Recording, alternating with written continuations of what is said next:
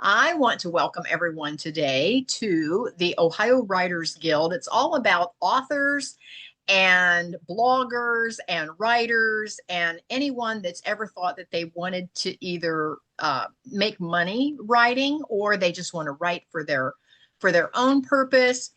Or if they've, I don't know about you, but most of the writers I know, they were writing when they were in elementary school. They knew they Yeah. were a writer from a very early age. So I can remember even saying in elementary school that I wanted to be an author someday, and of course I had no idea what that even meant at the time. But Sandy and I have just come off of a big writers workshop. Sandy sponsors that. She puts it all together. She is the as you might say, she's the brains behind the whole workshop, and it's one of my favorite workshops. It's still, and I went to hers first, and then I went to some others just because, again, I was the facilitator of the Ohio Writers Guild, and I wanted to get a little more immersed into the writing community. And I still circle back and say Sandy's is my Wow. favorite work. Thank you. It's small enough that you just really feel that you can connect with everyone in the room, but yet she has some really big name folks that come in and present to us. And I've learned so much. And this last one, I have to say, Sandy, this last one, my favorite one so far, believe it I or not. I And I I know where you're coming from. Yes. have you heard that from some other attendees that it's been their favorite of the last several? Yes, yes, is definitely my favorite. I learned so much. I saw that Sandy, you sent out the links of every, all Yeah. the PowerPoints and stuff, and I haven't even had a chance to click through on that. I have all my notes. I've been going through my notes, and it's just wonderful. It's helped me be a better writer. Just Wow. just some of those episodes about developing character, that was huge for me. Okay. And I was talking to Ron at the conference, at the workshop, and he said I thought I needed work on my plot. He said I discovered I needed work on my characters after this session. I Good. said Good. I can agree with that. I found the same thing to be true. So what I want to say from all of that, and I'm going to let Sandy talk a little bit about the writers workshop, because come January, she'll have all the details for next year's writers workshop. So you can actually get registered early to get in, because it is kind of a limited space. But one of the things that I want to share before I turn it over to Sandy is when I'm talking to writers, one of the biggest things I hear all the time is how do you monetize this thing? How do you make, even if I'm not making a ton of money, how can I make a career out of it? How can I make a name for myself? How can I get discovered as a writer? How do I do that? And so for those of you that are tuning in and listening today, whether you're listening live or going to listen to the replay, we have three gals that have taken a book and turned it into a movement. And that's what I want to talk about today. And so I think it's going to appeal to a lot of writers out there, because they're going to get an idea. Again, it's like everything else, all the workshops you go to, all the podcasts that you listen to, take what you can use. If it doesn't fit what you're doing right now, that's okay. But just take away anything that you can use to help move your project forward is what we're after. That's what we want to Mhm. inspire you to simply move your project forward wherever you are.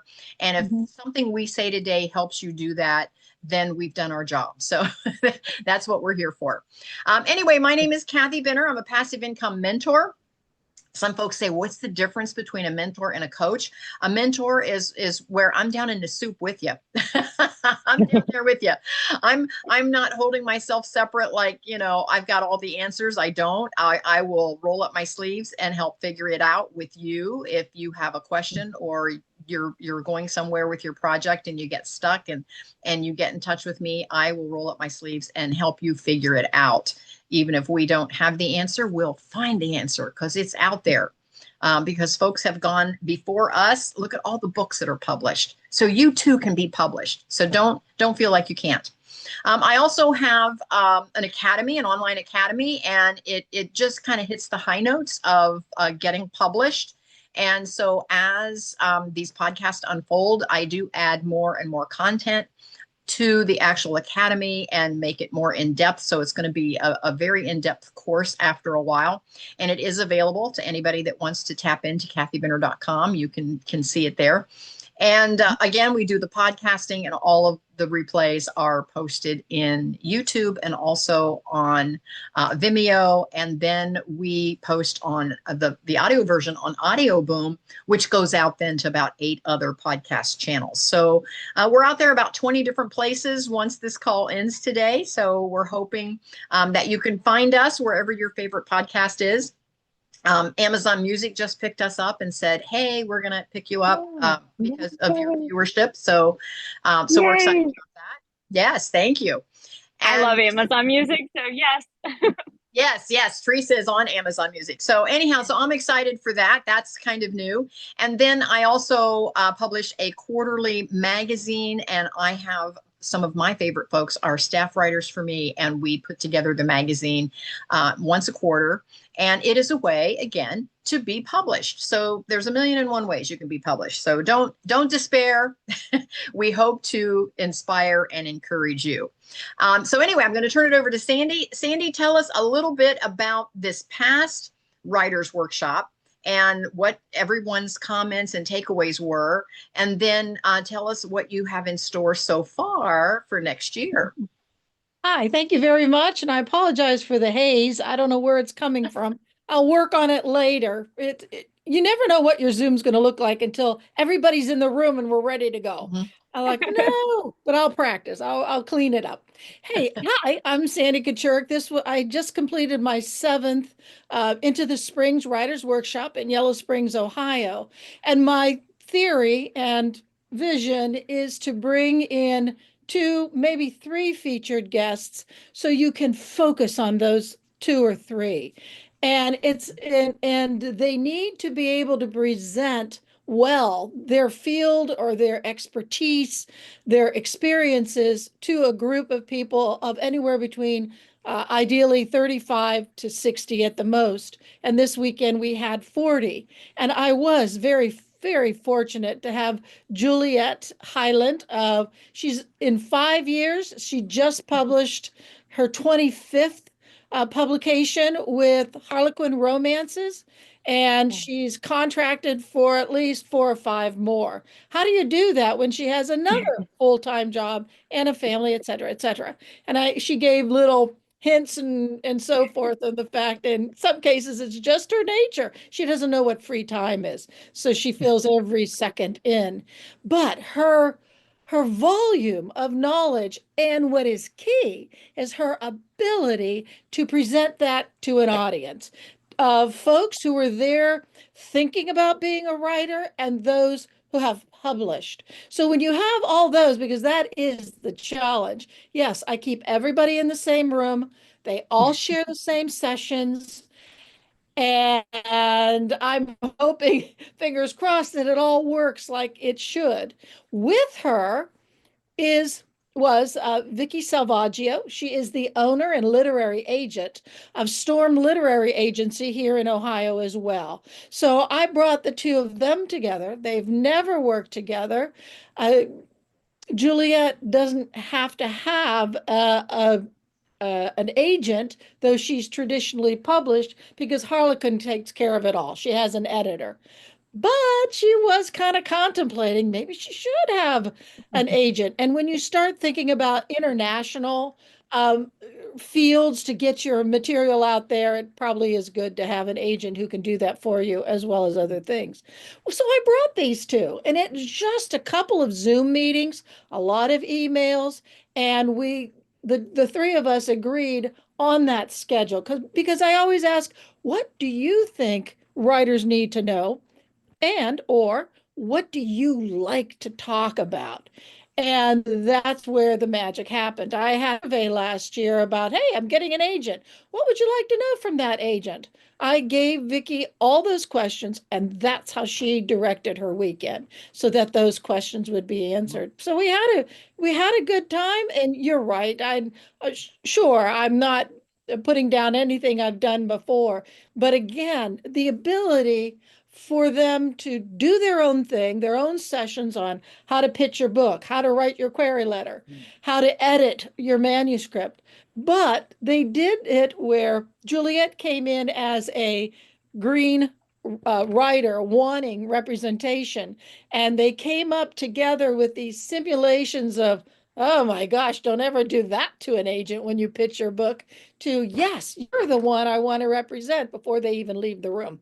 How do you do that in 3 to 10 minutes? So the fact that they work very well together, they're dynamos. They are the cheerleaders who inspire, and that's it. So I had open mic reading nights. I had book sales. You could get up and get there by 7 a.m. for a whole hour and write for a creative topic. And no second went idle unless you chose to do it that way, and so on. So I'm hoping next year it'll be August 7th, 8th, and 9th. So far, I've got one writer.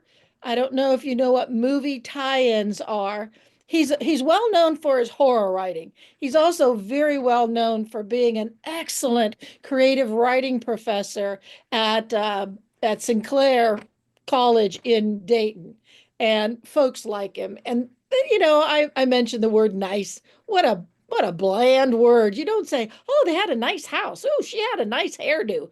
It's bland, but nice people really work well. And when I have them, find them, Vicky, you have so many people talking negatively about talent agents, and she will agree. There are some literary agents who are kind of irritating, but she was not, and that was a boon. And Tim Wagner is not either.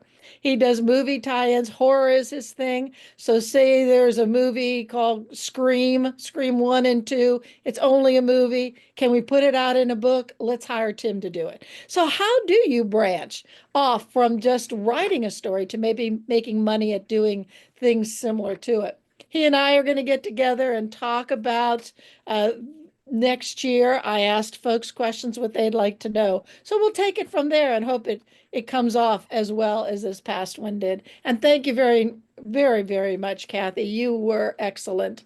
Very, very excellent. To the point, and I even thought of this, about how do you sell your books? And I look around. I know the number one thing is you stand up at your table and talk to people. And the first thing you should say is something like, "Hey, welcome. I'm so glad you're here." And then let them either walk by you or take it from there. And the only person in the room doing that was Kathy. And I wanted to shake her hand. That's what you're supposed to do. So I think that's a level that some writers need to know. We think we know everything because we have these books under our belt, and then we go to a workshop or go to a book sale. We could use some tips. But anyway, thank you again, Kathy, for letting me on. I appreciate that. Sandy, thank you so much. And I appreciate all of your hard work. Let me just say that your hard work does not go unnoticed putting together that workshop. It always comes together so well, and she always has such great speakers. And I meet such great authors that I connect with. And then several out of I don't know, Sandy, if you know this, but there were 3, and I could get you their names, but there were 3 that came out of the Ohio Writers Guild that attended the workshop.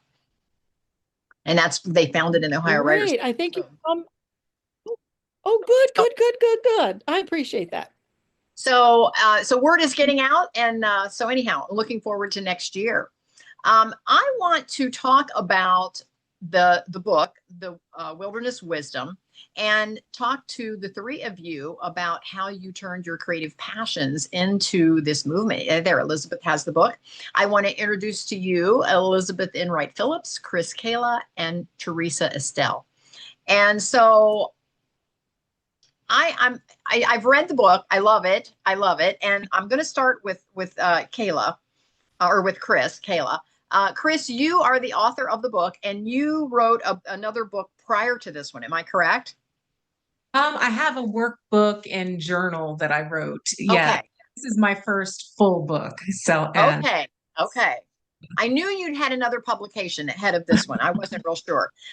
Now, our audience is full of aspiring authors and writers. What gave you the courage to begin writing The Wilderness Wisdom? And did you always know that you wanted to share this story? Well, first of all, thank you for having me.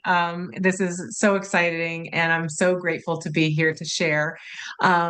I have to say, I've always wanted to write a book. I never in a million years thought that this would be the book that I would write. Okay. Okay. Interesting. So it didn't start with courage for this particular book. It started with a sense that I couldn't not write it because I knew what it felt like to be lost in a season the way that I was. And I knew I had to create something that would help other women find themselves again after having gone through what I went through. And I wanted it to be more than a memoir. So I wove my story with the 12 other women and their journeys, and each voice, including Elizabeth's and the other contributors, became a real piece of the reader's roadmap home. And to the authors that are listening, or the aspiring authors, I just want to say, like, don't wait until you have it all together. Start with the truth that's burning inside of you right now. Like, the act of writing can be the very thing that gives you clarity to move forward.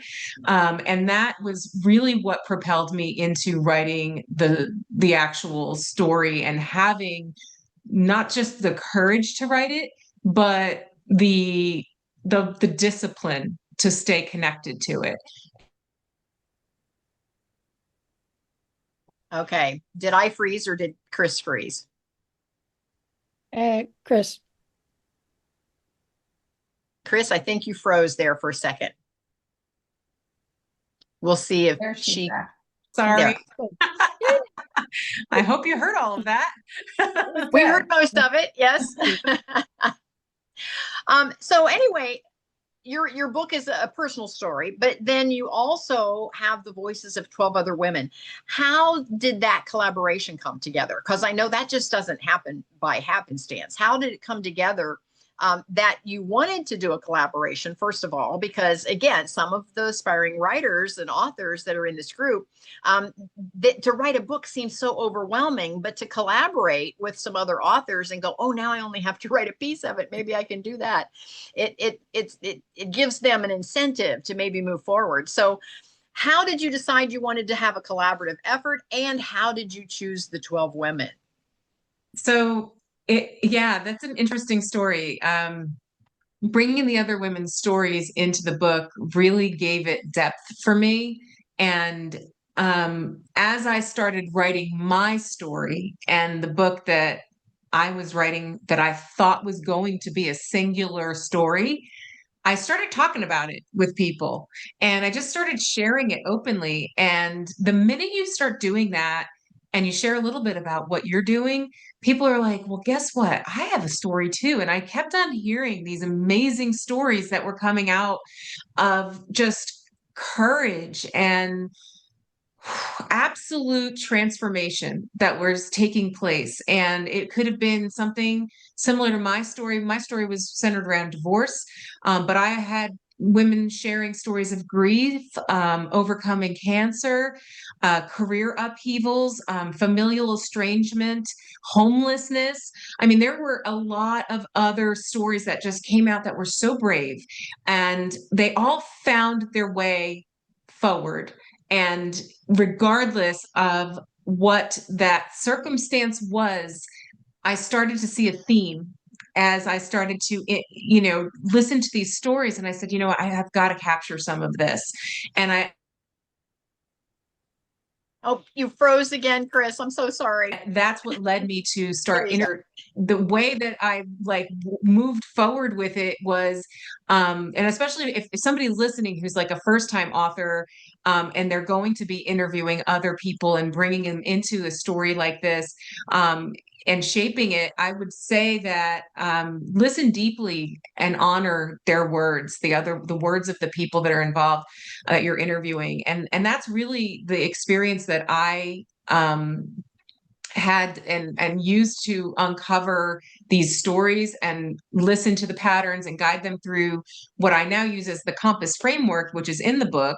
And it really helped shape the way I coach now, because I am a coach, and my framework is part of this book. But if you do feature other writers in your book, I also want to make sure that, just like a little, organizational side tip, which a good coach once taught me how to do, was, just be very clear on the expectations of the agreement that you have with your co-authors or contributors. Make sure that you are preserving the authentic voice in the editing process. And then remember that you're a storyteller and a protector of their truths. So honor that with clear boundaries and frameworks as far as timelines and things like that. And the process went very smooth because of that when I involved them. I love it. I love it. You developed a whole healing framework through your writing of Compass. Was that something you already had, or did it emerge during this writing process? So that's a great question. The Compass framework, which stands for community openness, mindset, purposeful movement, accountability, support, and self-care, they emerged as I was going through my wilderness season that I wrote about in my story. But I noticed that all of these women had pieces of the framework that were standouts. And that's how I helped figure out which chapter to put each story into. And I realized that these types of transformations don't happen by accident. It happens when you have a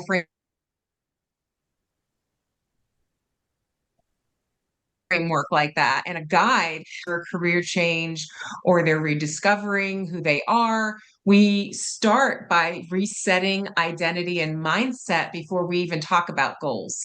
And sometimes, that just requires being still. And that's part of like that guiding force towards figuring out your true north when you're in one of those circumstances.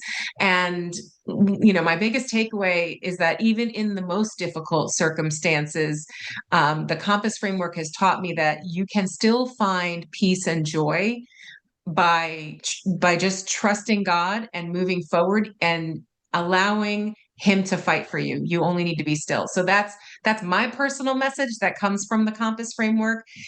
For other authors who are exploring a framework to weave into their writing, I would say also make your message something that's repeatable and scalable. Pay attention to patterns and principles that show up over and over while you're in the process. And they are author, led signature methods that come out of these types of collaborations and discovery processes. So this book took me a little over a year to write, but when I tell you, like, I was really able to niche into my Compass framework as a result of that. Wow, Kris, that is so amazing. LB said he or she, I don't know if LB is a he or a she, but would love to speak with you. Fantastic. LB says, my writing will have that same structure around a different subject. Please post your link. Oh, it's a she. Please post link because LB would love to speak with you. So you may post a link on how folks can connect with you over in the chat. Make sure that it's clicked onto everyone. So that everyone gets that. And then when I do the replay, I will also include your links in the replay so folks can connect with you, because the whole goal today is to lift the three of you up and to share your message with all of our listeners and have a way that they can connect with you as well. So I want to talk to Elizabeth for just a moment. Now, Elizabeth and I, we go a little in a different direction with real estate. So I'm excited to learn that Elizabeth is also an author, also a writer, and she also has my same passion for real estate. So I appreciate that. And so, Elizabeth, you're known for helping women build wealth through real estate. What drew you into this very personal, healing focused project? And what would you say to women wanting to blend their personal stories with their professional mission? Sometimes that gets a little confusing. Sure. And again, thank you for having me. I feel like I am definitely honored to be able to work on this project with Kris and with Theresa. And ironically, we all are real estate investors. I think a lot of women are finding real estate as an opportunity to build a financial floor, which allows for writing. Let's just be honest. Absolutely. So that does provide that. So I have definitely had a front row seat to Kris's journey, mainly because I coached her with some real estate flips in Jersey. And we knew from the get-go that we just clicked. Like we just, from the first moment I talked to her, a friend of a friend, we worked on different things together, and then everything hit. And the life experience of walking through the wilderness with Kris, I'm really trying to hold it together. It was one of the most difficult times that you could ever imagine, watching my friend that I love and adore having to walk through the fire in the moment, real time. I'll never forget it. So that is an honor that I had in walking through that, praying through that. And she was such a hero in that moment. I cannot underscore that. Obviously, we're all still human, and she was very open about some of the mistakes that she made in that process. But over the course of, she proved her integrity. Oh, ladies, this woman is a rock solid faith in Christ and her true north through it all. When other women would have buckled and done crazy, stupid things, she held firm. And because of that, God honored that. And what you see is healing in every direction. So when the wilderness happens or a traumatic event happens, a lot of times it's an atomic bomb that can destroy people. And it goes in every direction. But what happened because of Kris's faithfulness and walking through that, it's the justice and irony of it all that healing spreads even stronger and even more powerful than the forces that would destroy people is the healing that has come. And the conduit walking through that with her and watching that happen, it was incredible. It was literally one of the highlights of my life to be able to see that happen. What was meant for evil has become even stronger for good. So how I came into that, I thought we were talking about flips in Jersey, but God had something completely different planned. So, and the flips went wonderful, by the way. She's amazing at it. So for women wanting to blend their personal and professional type of things together in their writing, I would definitely say it is a process to take seriously, to take it incrementally. I'm an introvert. I'm a very private person. And I know Kris has that side of her as well, that it's not easy to trust. It's not easy to open yourself up. So I would be gentle. I would definitely say, don't shy away from it, because weaving in your personal story is what brings the power to that to help someone else. When I realized that having a personal voice sets us apart, ladies, we are in an age of AI where canned responses and writing that is not authentically human is becoming the norm. I just accidentally bought 2 AI books off of Amazon, and I was absolutely disgusted with the writing because it was so flat and void of a personal voice. So if you're thinking about mixing your personal story with your professional, it will give depth and it will give authenticity and credibility to the people that you're trying to serve. But be gentle with yourself. If you're an introvert like me, take it baby steps. That's okay. But definitely don't shy away from speaking your truth, like Kris said. Elizabeth, thank you so much. Now, what I'm hearing is that for the 3 of you, this is a very faith-based project, and I certainly understand that. But for some of our listeners, if you want to look at it from a 50,000-foot view, what I hear Elizabeth saying is simply be authentic, be yourself. Bring Huge your help. own personal story with who you are and what you believe and how you feel, because your tribe is out there. Am I right, girls? Your tribe is out Amen. there. Yes. Yes. Yes. The folks will find you. They'll hear your voice and they'll connect. And so don't shy away from that story, that personal voice. So Elizabeth, thank you so much for that. Now, how was being a part of this book actually elevate your mission? And can our listeners think about aligning their writing with a bigger business or a bigger calling? Sometimes they're just like, I just want to write a book. And they haven't thought past the writing of the book. And now that they have the book, they're like, now what do I do?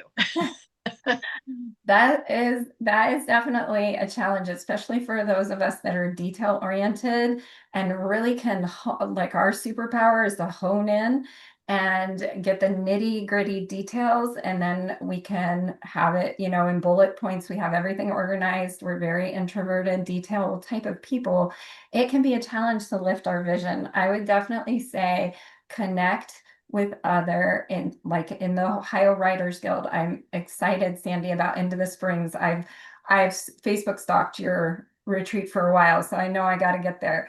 And having that community to bounce ideas off of and to have that elevated vision, community is key. Also, keeping a big picture journal, doodling, drawing, and connecting emotionally with what are you passionate about? What makes you cry? What things make you angry that your book can serve or solve? Or even if it's fiction, what needs to be said in fiction that nobody else is willing to say out loud? I have a couple of books like that I'm working on, that maybe it's controversial. Maybe it's things that need to be jarring and shocking to people to get them to change and not to take the status quo and just live empty, hollow lives. So connect with community, keep a journal for big picture, and really connect with the emotion or with things that you're passionate about in terms of justice, social impact, those kind of things. That elevates the vision to see what could this book actually do if we had an amazing vision and dream. And then, like Kris said, there's steps, incremental steps to make it happen, but dream big. And that's what Kris has been doing, and that's what we had the pleasure of being a part of. Wow. And right there is the recipe for turning a book into a movement right there, folks. Elizabeth kind of spelled that out for you quite eloquently. Now, many new writers want to collaborate, but they don't know where to begin. So what have you learned about creating something with longevity? And what advice would you give to someone who wants to build more than just a book? That's so great. I think that writing something with longevity, it definitely comes back to listening. And that may seem a little odd for people who are writing to an audience, but when you write to an audience, I love how Kris did this. She listened. She listened for stories and patterns. And that for an introvert is a little bit hard, right? We have to get a little outside of ourselves to be able to take those steps and to listen and to practice self-care. Kathy, I always like that because I always do after networking events or different things. I have to hide for a couple days, right? But it definitely helps to be able to listen first for what are deep human conditions, struggles, be able to tap into even listening to classical works, like what are the best books of all time? Google it, it's great. See what are the things that resonate with people so that as you're thinking of a collaboration, who are the people that really like your heart sings when you talk to them? Who are the people that you connect with and you're speaking the same language, you're on the same wavelength, you have the same energy, you have that same, like you get goosebumps when you talk to them because you're like, these are my people, right? So when you're thinking about collaboration and something that's going to be long-term, know that you've got to listen first and then be committed to the long haul, because it can be really exciting at first, it can be really easy, and then the rubber hits the road and you have to actually do it. right? And so Right. you have to be serious. You have to clear your schedule. Kris was amazing at this, at giving us timeframes and deadlines. And the irony of it all is that Kris hit me up the weekend that my own wilderness started. She said, "Hey, I Oh, need you to write this." And that same weekend, I was laid out. Our whole family got whooping cough, pertussis. And my longtime mentor for 10 years, her organization fell apart with hellacious fraud and sex abuse scandal. And it all hit the same weekend that Kris said to me, "Hey, you're the only one I know that I want to write the first portion of the book." And I said, "Kris, I'll do it." Laid out in my bed, like completely sick. I'm like, "This is so important. The rubber has hit the road. I'm doing it." And it was not lost on me that here I am writing this in the middle of my, and I even told Kris, total reevaluate everything I believed for 10 years. This organization had been part of my life. And I so looked up to this mentor, and everything had been a lie. And how could I have been deceived by that? And it's put me straight into the wilderness. But I already had a compass. mhm. I already had it, and I knew it because she sent me the rough draft, and I knew what she had walked through. And so even in that crazy wilderness of events, I was like, "Oh no, this is happening. This book is happening. And no matter what else happens." And then I had this friend, and these two ladies are amazing stars in my life, North Stars, right? Theresa sent me a song. She said, "Hey, I'm a writer, but I'm not a writer of books. I'm a writer of songs." And she said, "I want you to listen to this." And I said, "Okay, this is really helpful. I'm still in bed, right?" And she's like, just listen to this song," because I couldn't listen to anything. I was just in such a dark place. And then she said, "Hey, I wrote one for you, for your daughter," because she was having a hard time too. I am not even joking. That's the only song I listened to for 3 months straight, was Theresa's song. Wow. And that is what pulled me through. And I sang it and I cried. And so if you're looking for longevity, you're looking for collaboration, find your people, but be ready that the rubber's going to hit the road and it's going to get real. And you have to have commitment that it's going to go, you're going to see it through. You're not going to give up because you've already listened to your audience, you know what they need, and you have to have that commitment to see it through to fruition. Wow, Elizabeth, that was a perfect segue over to Theresa with the song. She's easy. Oh, wow. Oh. But before I jump over to Theresa, Elizabeth, put your contact information in the chat as well if anyone wants to connect with Elizabeth. And Theresa, wow. Wow, talk about having that feeling that I'm so blessed. Thank that you she so needed much. that. Yes, and I guess she made me cry. She always does when they do that. Part of how I write is I'm emotional. I'm one of those people. Yeah, thank you for having me. It is amazing how our stories got weaved together like no other person could possibly do. I couldn't imagine anyone telling a story like this. Well, and your music beautifully complements that message of wilderness wisdom. So how did the song come about? And were you writing it alongside working on the book or no? No, I got connected that week in the wilderness of these two ladies. And I was like, she's like, "Your song helped me. I'm going to connect you with her. Just see if there's anything you can do for her." So I did. And that's how we started. And I said, "Hey, do you want me to help write a song for you? Is there anything I can do?"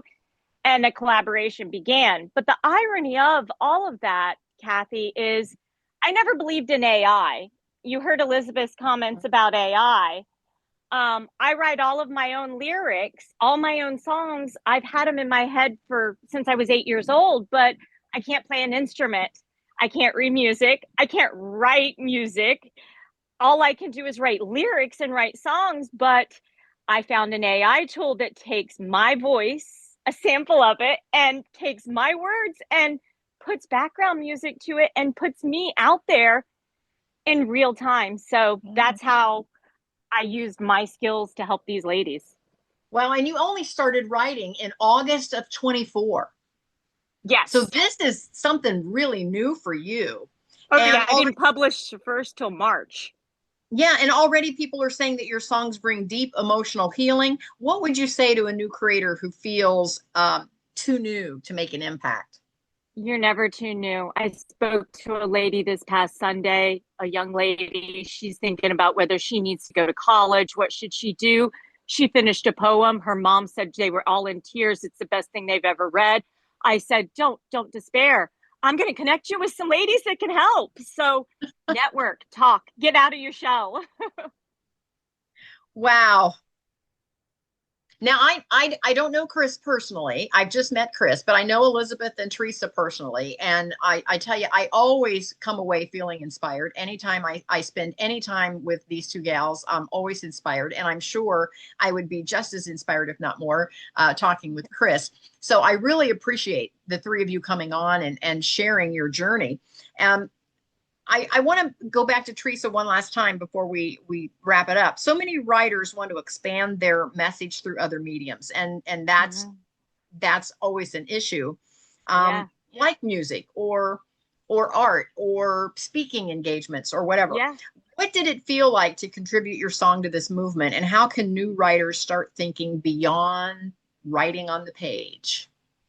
Dream big. Wake up every day. Tell yourself, this is my goal. This is what I'm doing today. I got up every day and said I'm going to be a music writer. And that's what I told myself I was going to do. And, you know, it seems like the stars will help align that way for you. But you have to first start with belief and start with the network of friends and community, because that network is going to hold you together in that storm. And when you're lost in that wilderness, that group of people, that community, will help point you back to the north. And that's what us ladies learned. We all work together and we support each other. That's the biggest thing you can do. Inspire each other. Dream big. Yeah.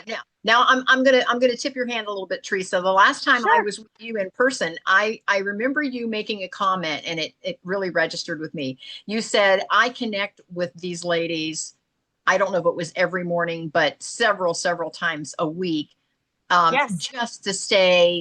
just to touch base, just to stay connected, because you don't live close. Oh no, I'm in Florida. Kris, you're in South Carolina. You know, we're all over the place. So Ohio, we live all over the place. So it's very distant, but we use text, we use social media, we keep together, we keep in contact, we check on each other. It's that network of people that saying hi, greeting people, how are you doing? It's that caring. And I think that's where it starts. If you start there, any great idea can take off if you have the right people, the right care, the right compass framework to get it kick-started. This has been amazing. Theresa, put in the chat as well how folks can connect with you or how they can find your music. And again, it's amazing. Once you go through and listen to some of her songs, you'll see what I'm talking about. And I want to open it up for any questions. Does anyone have questions for Kris, Elizabeth, or Theresa in this writing process? And I'm going to kick it off with my first question back to Kris.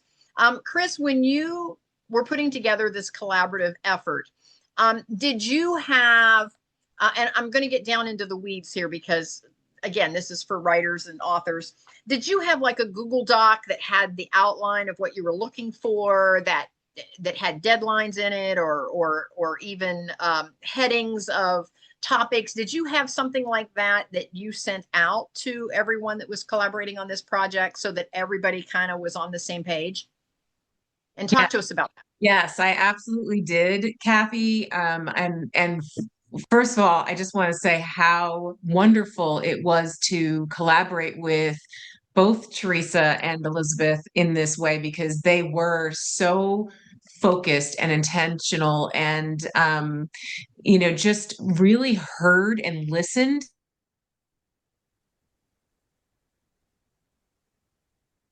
And it's so important when you do work with, yes. Can you hear me? Yes. Oh, okay. So yeah, and so basically what I did was, with regards to the actual process though, I had a doc that I sent out to everyone, with clear instructions on, because I had two different types of collaborations with the people who contributed to the book. I had a contributing author, and then I also had a interview process for other people who just wanted to share their stories. They didn't want to Hang in write. there, Kris. So I had Lose it 4 for a contributing second. authors She's back. plus Elizabeth shared. Oh, sorry about that. I'm so sorry. I don't know what's going on with my internet today. Hopefully it holds.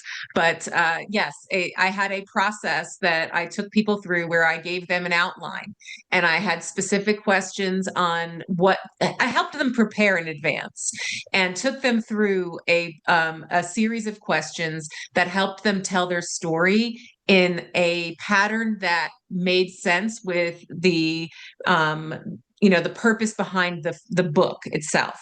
So I made sure that I covered all of that. And then I went back to each person after they would submit, or if they did their interview, their first draft, I would go back with suggestions of maybe just some tweaks, things that needed to be adjusted. Same thing with even the process with working with Theresa. She was so great. She wanted to make sure that this song was absolutely what it needed to be, and she didn't give up until that came through. And same thing with each person that was involved with sharing their story. They really made sure that when I shared a document, if they had a question, they would come back and they would answer it. I would answer it with them, and we would just really go through that creative process together, and ensure that we found the end result that was meant to be, through that process. So it was really great because, just having that mainframe to work from really helped me stay on target. And you just have to remain flexible, Kathy, don't you? You have to remain flexible at all times, because sometimes stories or even outcomes change. It's just really interesting, because even with the song, I went back to Theresa a couple times after submitted the one that ended up being the winner, which was True North. She had a couple different other ones that we were looking at, but I just kept going back to that one, and that was really the one that rang the most truest to the story, overall. So you just have to just trust and be flexible, and be okay with it coming out differently than what you would have expected. Now, did you The have funny thing? did you have the title ahead of time, or did you wait until you had all the stories and then come up with the title? Was the title at the beginning or at the end of the project? So for the book, Wilderness Wisdom, the title was always Wilderness Wisdom. My subtitle was a work in progress. Okay. Okay. The title Wilderness Wisdom was whispered into my ear by God, in my opinion. I came up with that back in 2018, before I even had this season. I just remember writing and journaling one day, and I just was, I don't know what it was, but I think I had been reading a devotion by Joyce Myers about healing the soul of a woman or something like that. And I don't know why she was talking about the wilderness, and I just thought about wilderness wisdom. But yeah, so that's pretty much how that came to be. Okay. So it was the subtitle that was the work in progress.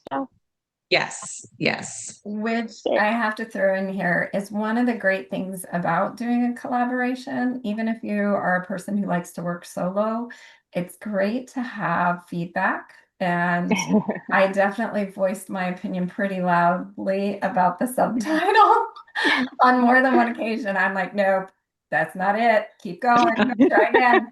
That's not it. So there's no lack for opinions in this little group of ladies, but Kris had the vision she always had the last word. She didn't worry about what everybody else thought. She said, okay, she took what everyone thought and considered it, but in the end, she made her own decision. And I think that's a really healthy pattern for collaboration, because sometimes collaborations can go sideways, right? But Kris always stayed at the helm. She stayed calm, cool, and collected, even when deadlines were coming and crazy was happening. And she really had that strength and that nerve to keep the ship forward. Like, and I think that worked really well. That's funny you say that, because she would come back to me and go, nope, that's not it. Go back, Theresa. And I was like, okay, I'll go back. And I did. And every time it was even better. So it's funny that the roles were reversed then. I love it. I love how the three of you work together to get this across the finish line. It's amazing to talk with you. Is there any other questions from any of our listeners in the audience? You can unmute yourself and ask a question. Do we have any other questions for Kris, Elizabeth, or Theresa? Sandy, any comments? So if I were to open this book, I would read biographical or autobiographical material, memoir, and I would read music lyrics. Wow. That's a challenge. It's a challenge to collaborate. I remember many years ago, I was pitching a story in which there were 6 of us who had met 3 weekends a year for 20 years, and we were writing our book. And at that time, publishing companies would say, oh, no, you cannot write a book with more than, say, 2 authors to it. And you're trying 6 or 5 or however many we were. And I go, well, I don't know why that's impossible, but that particular project didn't work out. But not only that, I also got, well, one of our members was a poet. There was going to be poetry in this. And of course, the eye roll, like, oh, you can't do that. So you have it all in there, right? Nice. Yes. Nice. So I do want to just speak to that actually. And I love that you did that as an early adopter. That's such an amazing thing that you did. What I also had the support of was a creative story coach who helped guide me through this process. In addition to, it's always good to, own your own project, but you have to have other people behind you supporting what you're doing who can guide you, because I don't have all the answers. This is my first book. I've never done this before. So my story coach, Cassandra Lennox, who is also a published author, she helped me with understanding the process, understanding the project management piece of it, but also with the launch of the book and the promotion of the book, the marketing of the book, communicating the book's story itself in a way that helped me create a launch team and create buzz, and then actually ended up getting to several spots on Amazon's #1 hot new release list, which really was phenomenal, because that really helped propel forward just being able to say, wow, this really works. This really helped. And now she's actually helping a lot of people do the same thing. So that, just to add to that collaboration, so many moving parts, to your point, Sandy, really. Yeah. It's so cool. Wow. Oh, thank you again. Thank you so much for being on today. I put the contact information in the chat. When I post the replay, I will also list the contact information in the replay for everyone. You can find us, if you want to see the video and the audio portion, you can go to YouTube under Freestyle Living with Kathy Binner to find this replay. But before we wrap up, I want to talk to the audience for just a moment. So if today's episode had sparked something in you at all, if you've been sitting on a story, a song like Theresa, or a message, this is your nudge to begin. You never know how your words might be the exact medicine that someone else needs. So keep that in mind. So simply start. Again, ladies, thank you so much. Sandy, thank you for being my co-host, my co-mod. Sally, thank you for being my co-host, my co-mod today. You're welcome. We didn't get a chance to talk with Sally. Sally, share with the audience what it is that you do and what you bring to the table. Sally has been with me for quite some time as well, and she is a blogger. I am not a frequent blogger, but I do blog, and I have contributed to the magazine, the quarterly magazine. So yes, I'm a writer, but I'm primarily a travel agent. I own my own travel company, Mermaid Travel is the name, and it's full service travel agency. And I do a lot of photo coach trips for senior adults. They really enjoy that. We're going to Cape Cod next month, very soon. So that's what I bring in. I get a sense of satisfaction about being able to supply those kind of trips because they're reasonably priced. People love them. They just have to get on the motor coach and get on and off when I tell them to. And we see some fantastic things. So that's a joy in my life. And Ed actually suggested a book for us to write. We had to have, Ed is my husband. We've been married for a little over 3 years. He lost his wife and I lost my husband. But so we've gone through so many of the similar things. You know, there's like his story almost is like my story. And then there's our story. But it's just surprising how many things we have in common. He grew up in the South. I grew up in Indiana. So we don't have that in common. But that was his suggestion. Interesting. So I'm going to look forward to seeing that, Sally. That's going to be fun. Yes. Now, under the Kathy Benner International Academy, I have my academy. I do some tribe trips. And if you go to the tribe trip page, you will see Sally's information there because I always list Sally as our in-house travel agent. So if you want to get help with any bookings, Sally can help with that. And Sally, feel free to put your contact information in the chat as well if anyone wants to connect with Sally about travel. So again, I'm Kathy Benner, kathybenner.com. I have the Academy. Sandy Kachurik has Into the Springs, a writer's workshop. Sally has Mermaid Travel. And then today we had Kris, Elizabeth, and Theresa. And thank you so much for sharing your message. And yes, Sally put her information in there for everyone. So thank you for being on today, and circle back and listen to the replay. Share it with your friends. And I will send out all the links to you three gals so that you have a copy of this podcast. Feel free to use it however you wish on any of your marketing material. And as a special gift that we want to give to you is we will include all three of you in our speakers cabinet so that other folks can find you as well. I know, Elizabeth, when we're introverts, sometimes we're like, but when we stay in our lane, we're good because we know our material, so we're good. So anyway, we're gonna put you in our speakers cabinet for other folks to find you as well, because our goal is to help elevate what your message is and to inspire others to simply start. Yeah. Yes.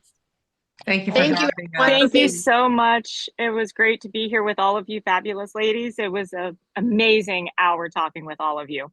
Well, Thank you. Thank you. Kathy. We'll see you soon. All right. See ya. See everyone later. Bye. bye.